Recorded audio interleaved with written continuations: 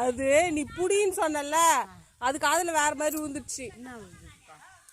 விழுந்துச்சு அதனால அது டென்ஷன் ஆயிடுச்சு. நான் இப்பதானே வந்தேன், என்னையா அப்படி சொல்றா அப்படின்ட்டு ஒரு டென்ஷன்.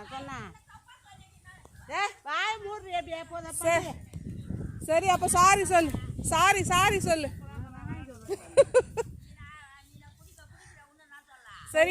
சரி சாரி சொல்லு. அப்போ சின்ன பொண்ணு சாரி.